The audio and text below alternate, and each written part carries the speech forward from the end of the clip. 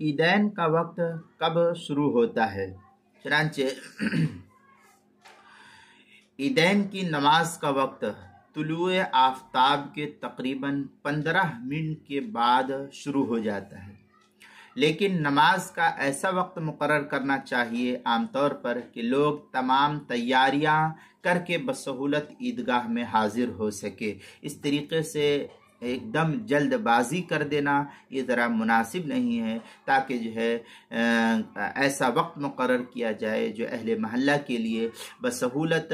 عیدگاہ تک پہنچنا ہو سکے۔ چنانچہ تفصیل جو ہے مراقی الفلاح کے اندر نقل کی ہے، وابتداء وقت صحت صلاة العید